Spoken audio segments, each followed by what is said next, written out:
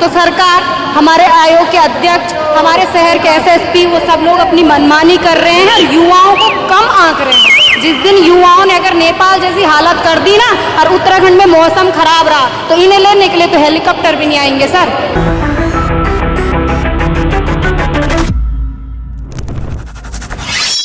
வணக்கம். நரேந்திர மோடியின் அரசாங்கத்தை பிடுங்கி வீசுவதற்காக ஒரு சதி நடந்திருக்கிறது. பிஜேபிக்கு எதிராக, ஆர்எஸ்எஸ்க்கு எதிராக இந்த நாட்டின் தேசபக்தர்களை பிடுங்கி வீசுவதற்காக வெளிநாட்டு சதி நடந்திருக்கிறது. இதற்கான லீடர் யார்? ராகுல் காந்தி மற்றும் சோனம் வாங்சு போன்ற ஆக்டிவிஸ்ட்கள். இதைத்தான் நேற்றிலிருந்து பிஜேபியின் ஐடி விங், ஒட்டுமொத்த கோதி மீடியா ஒரு புரோபகண்டா வழியாக பரப்பி வருகிறார்கள். ஆனால் இதற்கு பின்னாடி இருக்கக்கூடிய உண்மை என்ன? எந்த ஜென்சியை, எந்த இளைஞர்களை நீங்க நெக்லெக்ட் செய்து வந்தீர்களோ, கடந்த 11 ஆண்டுகளாக எந்த இளைஞர்களுக்கு வேலை வாய்ப்பு கொடுக்காமல், அவர்களுடைய பிரச்சனைகளை கேட்காமல், பேப்பர் லீக் என்கிற விவகாரமாக இருக்கட்டும், அல்ல அக்னி வீர் போன்ற திட்டங்களாக இருக்கட்டும், ஒவ்வொரு இடத்திலுமே இந்த நாட்டு இளைஞர்களுக்கு கிடைக்கக்கூடிய வாய்ப்புகளை நீங்க பறித்து வந்தீர்கள். மிடில் கிளாஸ் அவர்கள் மீது வரிகளை போட்டு அவர்களை சிந்திக்க விடாமல் ஒரு ஜாம்பி போன்று மாற்றிய அரசியல் கட்சி தான் இன்னைக்கு பிஜேபி. நேற்று நடந்த ஒரு சிறிய கலவரத்திலிருந்து எந்த அளவில் அந்த பதற்றம் வெடித்திருக்கிறது நீங்க பார்த்தீர்கள்னா, இரவு முழுவதும் நரேந்திர மோடியுடைய பிஎம்ஓ உறங்கவில்லை. ஹோம் மினிஸ்ட்ரி மீட்டிங் மீது மீட்டிங் போட்டு இந்த ஒட்டுமொத்த ஜென்சியை எப்படி அடக்கலாம் என்கிற அந்த திட்டங்களை போட்டு வருகிறார்கள். அதற்காக பிஜேபியின் ஐடி விங், ஒட்டுமொத்த கோதி மீடியா அவர்களுடைய டூல்கிட் வழியாக ஒரு நெரட்டிவை செட் செய்ய தொடங்கிவிட்டார்கள். அதாவது ராகுல் காந்தி, சோனம் வாங்சு இது போன்ற நபர்கள் தான் இந்த நாட்டில் கலவரத்தை தூண்டக்கூடிய வேலை பார்க்கிறார்கள். நாட்டுக்கு எதிராக ஒரு சதி வேலையை பார்த்திருக்கிறார்கள். இவர்கள் தான் தேச துரோகி. இன்னைக்கு இந்த வீடியோவை மிகவும் ஆழமாக பாருங்கள். உங்களுக்கு புரிய வரும் எந்த அளவில் இந்த நாட்டு அரசாங்கத்தால் தான் இந்த நாட்டு ஒரு ஐடியாலஜி, பிஜேபிஎன் ஆர்எஸ்எஸ் உடைய ஐடியாலஜி வழியாக இந்த நாட்டில் இளைஞர்கள் ரோட்டில் இறங்க கட்டாயப்படுத்தி இருக்கிறார்கள். தன்னுடைய உரிமைகளுக்காக, தன்னுடைய அதிகாரங்களுக்காக இன்னைக்கு ரோட்டுகளில் இறங்கக்கூடிய இளைஞர்கள், அவர்களை கேட்டீர்களால் உங்களுக்கு புரிய வரும். எங்களுக்கு ஹிந்து முஸ்லிம் தேவையில்லை, எங்களுக்கு வேலை வாய்ப்பு வேணும், எங்களுக்கு நல்ல கல்லூரிகள் வேணும், நல்ல பள்ளிக்கூடங்கள் வேணும். உங்களுடைய போலரைசத்தை நீங்க உங்கள் வீட்டிலே வைத்துக் கொள்ளுங்கள். இந்த நாட்டுடைய அடையாளம் ஹிந்து, முஸ்லிம், சீக், இசாய், நாம் அனைவருமே ஒன்றாக ஒற்றுமையாக வாழ்ந்து வந்ததுதான். அந்த அடையாளத்தை நீங்க அழித்து விட்டீர்கள். இளைஞர்களால் பொறுத்து கொள்ள முடியாது. அடங்குங்கள். இது ஒரு எச்சரிக்கை. நேபாள், பங்களாதேஷ், ஸ்ரீலங்கா, இங்கிருந்து கூட எந்த விதமான பாடத்தையும் இந்த நாட்டு அரசாங்கம், நரேந்திர மோடி அண்ட் அமித்ஷா, குஜராத் லாபி கற்றுக்கொள்ளவில்லை. கிரானிக் கேபிட்டலிசமாக இருக்கட்டும், போலரைசேஷனாக இருக்கட்டும், அடக்குமுறையாக இருக்கட்டும், அராஜகமாக இருக்கட்டும், இந்த அனைத்து விஷயங்களையும் வைத்து தன்னுடைய ஆட்சியை தக்க வைத்து இந்த நாட்டை சுரண்டக்கூடிய வேலை மட்டும் தான் நீங்க பார்த்திருக்கிறீர்கள் ஒழிய அதற்கான அடையாளம் நேற்று களத்தில் இறங்கிய ஜென்சி. லத்தாக்கில் வன்முறையாக வெடித்து விட்டது. அதே நேரத்தில் தெஹ்ராதூனிலும் இதே போன்று ஜென்சி போராட்டம் வெடித்தது, அமைதி போராட்டம். இந்த போராட்டத்தில் எங்களுக்கு கிடைக்கக்கூடிய வேலை வாய்ப்பை நீங்க பறித்து விட்டீர்கள். பேப்பர் லீக்கை தடுத்து நிறுத்துங்கள் என்கிற அந்த கரகோஷங்கள் வெளிவந்தது. பேப்பர் சோர் கத்தி சோர் என்கிற கரகோஷங்களையும் கேட்டோம். ஓட் சோர் கத்தி சோர் இப்போ பேப்பர் சோர் கத்தி சோர் என்று மாறிவிட்டது. அதாவது பரீட்சை பேப்பர்களை திருடி தன்னுடைய நண்பர்களுக்கு வேலை வாய்ப்பை போட்டுக் கொடுக்கக்கூடிய அந்த குற்றச்சாட்டு இளைஞர்கள் எடுத்து வைக்கிறார்கள். சிபிஐ இன்கொயரி தேவை என்று கேட்டு வருகிறார்கள். ஆனால் அரசாங்கம் செவி சாய்ப்பதல்ல, மோடி செவி சாய்ப்பதல்ல. லத்தாக், தெஹ்ராதூன் இந்த 2 இடங்களிலுமே இந்த நாட்டு இளைஞர்கள் எந்த அளவில் இந்த நாட்டு அரசாங்கத்திற்கு எதிராக குரல் கொடுத்தார்கள் என்று நீங்க பார்க்க வேண்டும். ஒட்டுமொத்த சிஸ்டம் எப்படி ஜென்சி வழியாக ஹைஜாக் செய்யப்பட்டது என்று நீங்க பார்க்க வேண்டும். ஃபயர், தீ, லாட்டி சார்ஜ், கன் ஃபயர், இது போன்ற அனைத்து விஷயங்களும் நடந்தது. 4 நபர்கள் உயிரிழந்திருக்கிறார்கள், ஏராளமான நபர்கள் காயமடைந்திருக்கிறார்கள். ராணுவ வீரர்கள், போலீசார்களுடைய வாகனங்கள் கூட கொளுத்தப்பட்டது. பிஜேபியின் ஹெட் குவார்டர்ஸ் கொளுத்தப்பட்டது. இந்த அனைத்து விஷயத்தையுமே கோதி மீடியா மற்றும் பிஜேபியின் தலைவர்கள், பிஜேபியின் ஐடி விங் அடக்க பார்க்கிறார்கள். இது ஜென்சி போராட்டம் எல்லாம் கிடையாது. இது ஒரு சில நபர்கள் அங்க ஏதோ செய்து விட்டு போயிட்டாங்க. இது ஜென்சி போராட்டம் கிடையாது. ஆனால் இந்த லத்தாக் விஷயத்திற்காக கடந்த 5 ஆண்டுகளாக போராடி வரக்கூடிய சோனம் வாங்சு த ஆக்டிவிஸ்ட், அவரே கூறியிருக்கிறார் கேமராவுக்கு முன் வந்து, it is a Gen Z protest. கேளுங்க நீங்களே. पूरा लद्दाख है इस मुद्दे पर लद्दाख के, मगर ये युवा पीढ़ी का बड़ास था, एक तरह का जेनजी रेवोल्यूशन जो कि उनको सड़कों पे लाया। 5 सालों से वो बेरोजगार हैं, एक के बाद एक बहाने करके उन्हें नौकरियों से बाहर रखा जा रहा है और फिर लद्दाख को संरक्षण नहीं दे रहे हैं। मैं हमेशा बोलता आया हूँ कि ये नुस्खा है समाज में अनरेस्ट का, सोशल अनरेस्ट का, कि आप बिना काम काज के युवा को रखें। காரணம், இந்த ஸ்ட்ராம் இளைஞர்களுடைய ஸ்ட்ராம், இந்த புயல் இளைஞர்களுடைய புயல், இது ஒரு புதுவிதமான புயலாக இருக்கிறது. இதை உங்களால் அடக்க முடியாது. காரணம், இன்னைக்கு இந்த ஜென்சி, இந்த இளைஞர்கள் ரோட்டில் இறங்கியதற்கான காரணம் நீங்கள் தான். கடந்த 5 ஆண்டுகளாக எந்த விதமான வேலை வாய்ப்பையும் நீங்கள் லத்தாக்கில் உருவாக்கவில்லை. கடந்த 5 ஆண்டுகளாக இந்த மண்ணில் ஒரு வேலையை கூட நீங்க கொடுக்கவில்லை. இந்த மண்ணை நீங்க விற்கக்கூடிய வேலை பார்க்கிறீர்கள், எங்களுடைய வளங்களை சுரண்டக்கூடிய வேலை பார்க்கிறீர்கள். உங்களுடைய கிரானி கேபிட்டலும், உங்களுடைய அடானி அம்பானி போன்ற நண்பர்களுக்கு இந்த மாநிலத்தை விற்பதற்காக நீங்க போட்ட திட்டம் தான் Ladakh will be union territory. இந்த இடத்தில் நீங்க இந்த மேப்பை எடுத்து பாருங்கள், உங்களுக்கு புரிய வரும். Ladakh is a border area. லத்தாக்குடைய பார்டர் சைனாவுடன் இருக்கிறது. இன்னொரு பக்கம் உத்தராகண்ட், ஒரு பக்கம் நேபாள், இன்னொரு பக்கம் சைனா. இந்த 2 மாநிலங்களுமே ரொம்பவே சென்சிட்டிவான மாநிலங்கள். பார்டர் ஏரியாக்களில் இருக்கக்கூடிய இந்த 2 மாநிலங்களிலுமே நடந்த அந்த போராட்டம், அந்த கலவரம், கிளர்ச்சி, இதுல இருந்து எந்த அளவில் இந்த நாட்டுடைய நேஷனல் செக்யூரிட்டி நீங்க பார்க்க வேண்டும், எதற்காக இந்த இளைஞர்கள் ரோட்டில் இறங்கினார்கள் என்று நீங்க பார்க்க வேண்டும். பிரைம் மினிஸ்டர் மோடி மற்றும் ஹோம் மினிஸ்டர் அமித்ஷா அவர்கள் 2 பேருமே மீட்டிங்களை போட்டிருக்கிறார்கள். ஆனால் மீட்டிங்களில் இளைஞர்களுடைய பிரச்சனைகளை அட்ரஸ் செய்ய வேண்டும் என்று போட்டீர்களா? கிடையாது. தன்னுடைய ஆட்சியை எப்படி தக்க வைப்பது, இவர்களை எப்படி அடக்குவது என்று தான் நீங்க போட்டிருக்கிறீர்களே ஒழிய, இதே போன்றுதான் விவசாயிகள் ஒரு போராட்டம், அதையும் நீங்க அடக்கினீர்கள். இந்த பதிவில் ஒரு விஷயத்தை நான் பதிவிட ஆசைப்படுகிறேன். there is no place for violence. அது இளைஞர்களாக இருக்கட்டும் அல்ல யாராக இருக்கட்டும், அமைதி போராட்டம் தான் ஒரே வழி. ஆனால் இந்த இடத்தில் ஜென்சியை பற்றி கொஞ்சம் புரிந்து கொள்ளுங்கள். 18 வயதிலிருந்து 28 வயதிற்கான நபர்கள் 1997 ஆண்டிலிருந்து 2014 ஆண்டு வரை பிறந்த நபர்கள், அவர்களை தான் இந்த ஜென்சி ஜெனரேஷன் என்று கூறுவார்கள். இவர்கள் கையில் டிகிரி இருக்கிறது, இவர்கள் கையில் கிராஜுவேஷன், போஸ்ட் கிராஜுவேஷன் டிகிரிகள் இருக்கிறது, டெக்னிக்கல் டிகிரிகள் இருக்கிறது. ஆனால் இவர்கள் கையில் இருக்கிறது வேலை வாய்ப்பு. முதல் பாயிண்ட். 2வது, எந்த விதமான அசிஸ்டன்ஸுமே அரசாங்கம் வழியாக இந்த நாட்டு இளைஞர்களுக்கு கிடைக்கவில்லை. இவர்களுடைய போராட்டத்திற்கான காரணத்தை நீங்க கேட்டீர்கள் இல்லையா? அந்த காரணத்தை கேளுங்கள். முதல், கையில் பட்டம் இருந்தால் கூட, படிப்பு இருந்தால் கூட வேலை வாய்ப்பு கிடையாது. 2வது, இவர்களுக்குன்னு ஒரு பிரச்சனை வரும்போது அரசாங்கம் எங்கேயுமே கிடையாது. 3வது, மிக முக்கியமானது, இந்த 22 இருந்து 30 வயதிற்கான ஜென்சி என்று யாரை கூறுகிறோமோ, இவர்கள் நடுவே அதிகரிக்கக்கூடிய அவநம்பிக்கை, நம்பிக்கை பற்றாக்குறை, அன்எம்ப்ளாய்மெண்ட் வழியாக இந்த நாட்டு அரசாங்கம் இதைத்தான் விதைத்திருக்கிறது. இப்போ இந்த வீடியோவை மிகவும் ஆழமாக நீங்க கேளுங்கள். அதற்கு முன்பு ஒரு சிறிய கோரிக்கை.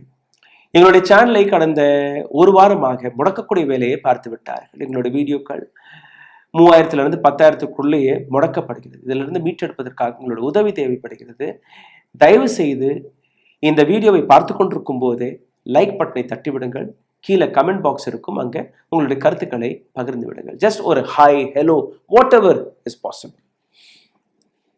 தெஹ்ராதூனுக்கு வந்து விடலாம். தெஹ்ராதூனில் ஒரு அமைதியான முறையில் போராட்டம் நடந்தது. இந்த போராட்டம் எதற்காக? அங்க இருக்கக்கூடிய இளைஞர்களுக்கு கிடைக்கக்கூடிய வேலை வாய்ப்பு.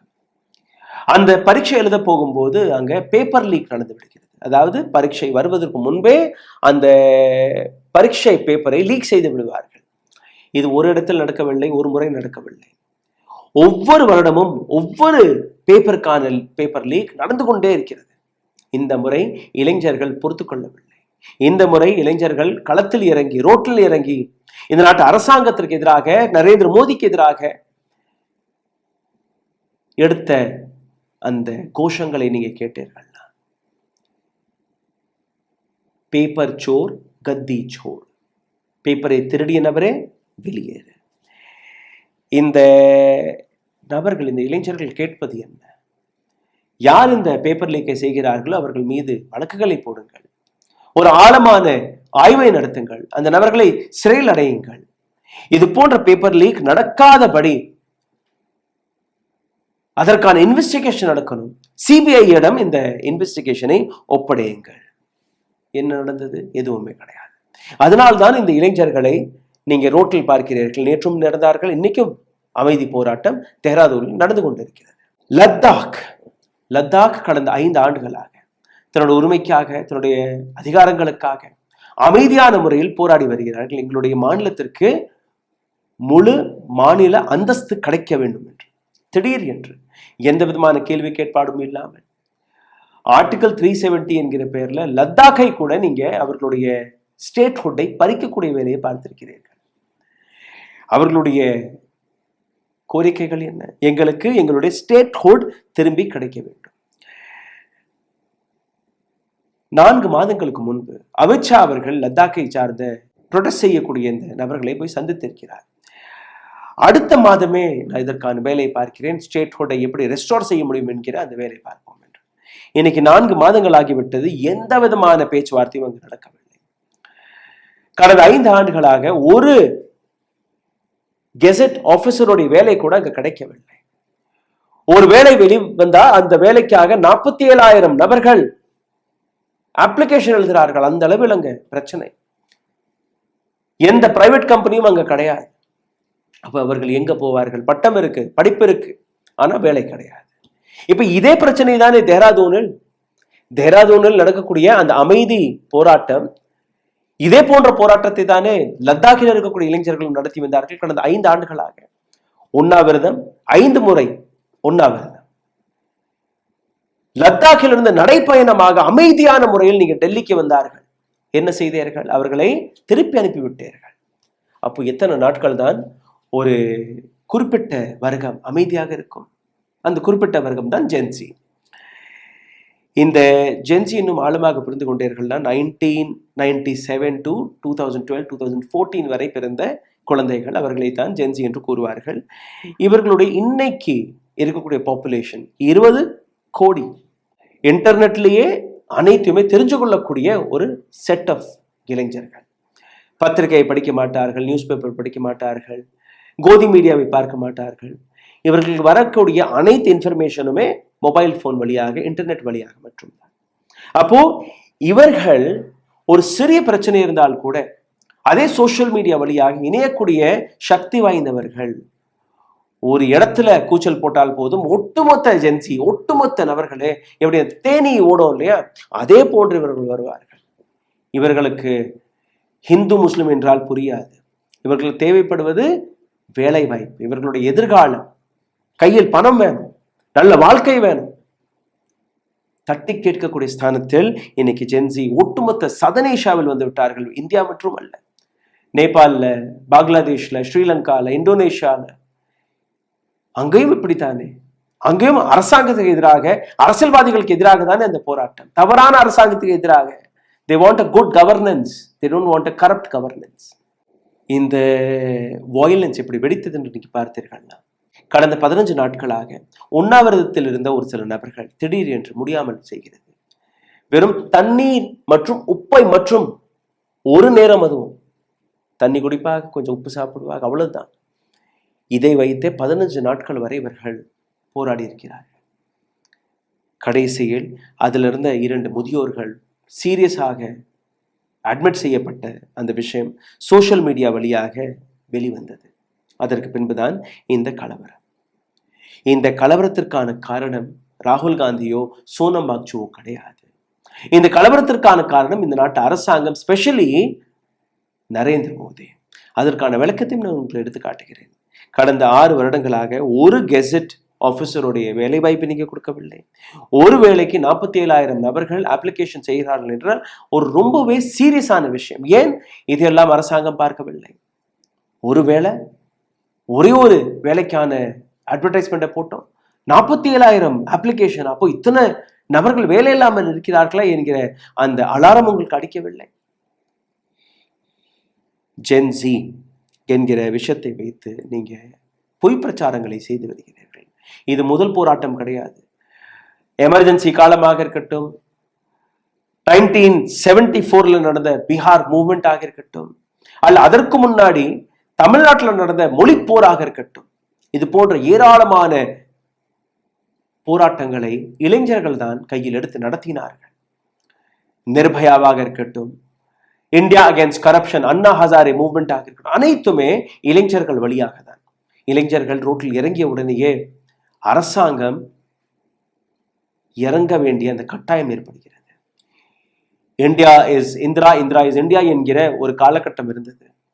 இதே நாட்டு இளைஞர்கள் ரோட்டில் இறங்கினார்கள். அடுத்த முறை இந்திரா காந்தியால் தன்னுடைய ஆட்சியை விடுங்க, தன்னுடைய சீட்டை கூட பிடிக்க முடியவில்லை, விரட்டி அடிக்கப்பட்டார். நேபாள் ஆர் லே, இது போன்ற ஏராளமான விஷயங்கள். இதற்கு பின்னாடி நீங்க பார்த்தீர்கள்னா இது போன்ற ஆர்கனைஸ்ட் முறையில் எந்த விதமான கலவரமும் இதற்கு முன் வெடிக்கவில்லை. இளைஞர்களோட போராட்டம் தான். ஆனால் இந்த அளவில் ஆர்கனைஸ்ட் முறையில் நடப்பதற்கான காரணம் இவர்கள் கையில் இருக்கக்கூடிய அந்த social media, WhatsApp, Facebook, Instagram, Twitter, இது போன்ற இணையதளங்கள் வழியாக இவர்கள் ஒன்று கூடுகிறார்கள். அதே நேரத்தில் அரசாங்கத்திற்கு எதிராக இந்த அளவில் வன்மம் எதிர்ப்பு எதற்கு? காரணம், அரசாங்கம் கொண்டு வரக்கூடிய பாலிசிகள் இந்த நாட்டு இளைஞர்களுடைய வேலை வாய்ப்பிற்காக கிடையாது, இந்த நாட்டு மக்களுடைய வாழ்க்கையை நலப்படுத்துவதற்காக கிடையாது, தன்னுடைய கிரானி கேபிட்டலிஸ்ட் நண்பர்களுக்காக மட்டுமே அவர்கள் கொண்டாடி வருகிறார்கள். அரசாங்கம் என்ன செய்கிறது? அரசாங்கம் நெக்லெக்ட் செய்கிறது, தள்ளி போடுகிறது. ஒவ்வொரு பிரச்சனையுமே தள்ளி போடக்கூடிய விஷயத்தை நரேந்திர மோடி பார்த்து வருகிறார். மணிப்பூர் என்னானது? தள்ளி போட்டு விடலாம். ஃபார்மர்ஸ் ப்ரொடெஸ்ட், விவசாயிகளுடைய போராட்டம் என்னானது? தள்ளி போட்டு விடலாம். இப்போ லத்தாக்கில் இருக்கக்கூடிய பிரச்சனைகள் தள்ளி போட்டு விடுங்கள். பேப்பர் லீக் தள்ளி போட்டு விடுங்கள். எங்களுக்கு வேலை தேவை வேணும் சார். கிராமத்தில் இருக்கக்கூடிய நபர்கள் இராணுவத்தில் போய் சேர்ந்தோம்னா எங்களுடைய வாழ்க்கை செக்யூர் ஆகிவிடும். அதையும் நீங்க பறிச்சுட்டீங்க. நீங்க கொண்டு வந்த திட்டம் அப்படி, அக்னிவீர் திட்டம். 4 வருடத்துல 17 வயதுல போய் சேரக்கூடிய நபர் 4 வயது 21 வயதுல ரிட்டையர் ஆயிடுவான். வெறும் 4 வருடத்துல இந்தியாவுடைய நேஷனல் செக்யூரிட்டி என்ன ஆகும்? எதுவும். So I'm not talking about people who are 35, 34, 40, 45. No, these are the youngsters. These are the young leaders of this nation. அவர்களை நீங்க எந்த அளவில் கோமாளியாக மாற்றியிருக்கிறீர்கள்? தேஹ்ராதூனிலிருந்து வெளிவரக்கூடிய செய்தியை கேளுங்கள். தேஹ்ராதூனில் அமைதி போராட்டம் நடக்கிறது. தேஹ்ராதூனில் இருக்கக்கூடிய நபர்கள் மற்றும் தான் இந்த போராட்டத்தில் கலந்து கொண்டார்களா? கிடையாது. மசூரி, நைனிதால், ரிஷிகேஷ், சோமாலி, 13 டிஸ்ட்ரிக்ட்ல இருந்து இருக்கக்கூடிய அனைத்து இளைஞர்களுமே தேஹ்ராதூன் வந்திருக்கிறார்கள். சமோலி, புரி, தெஹரி, உத்தர்காஷி, கமான், நைனிதால், பொத்ராகட். காரணம், தேஹ்ராதூனில் தான் உங்களுடைய அரசாங்கம் இருக்கிறது. சீஃப் மினிஸ்டர் வசித்து வருகிறாராம். அப்போ அரசாங்கம் எங்க இருக்கிறதோ அங்கதானே இளைஞர்கள் வருவார்கள், அங்கதானே முற்றுகையிடுவார்கள்.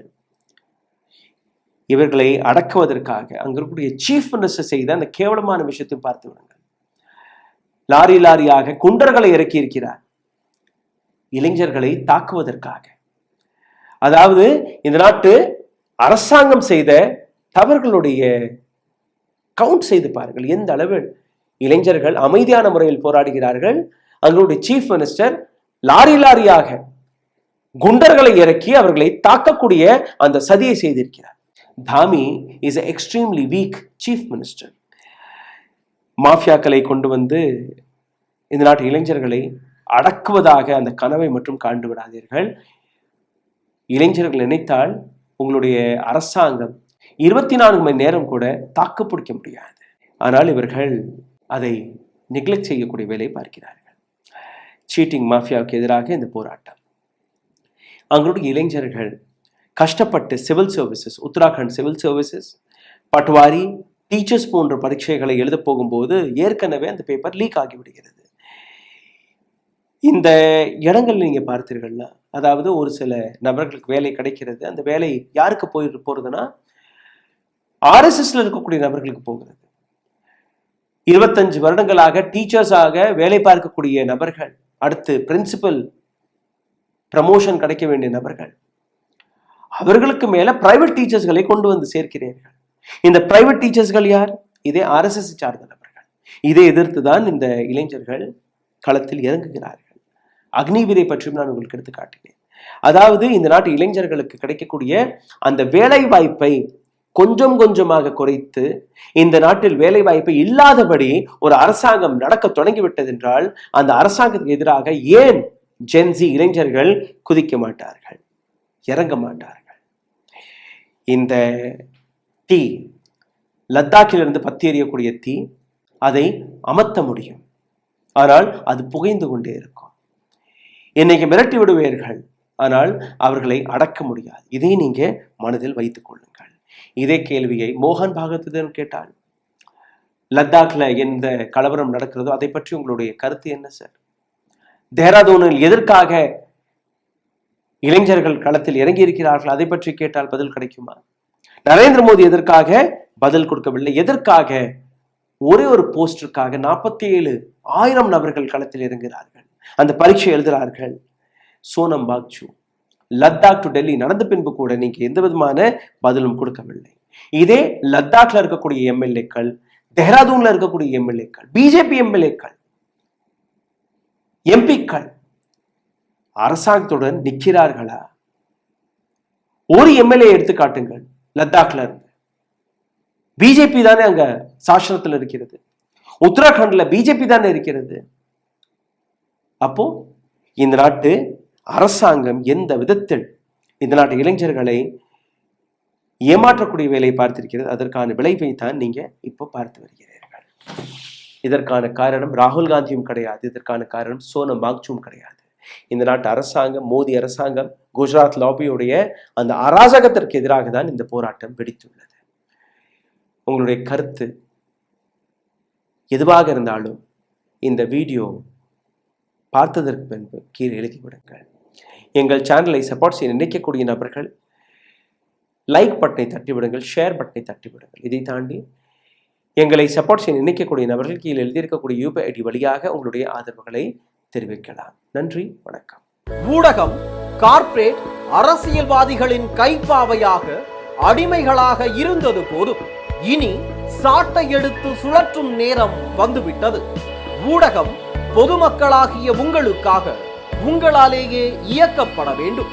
ஊடக சுதந்திரத்திற்காக உங்களின் பங்களிப்பை இன்றே அளித்திடுங்கள்.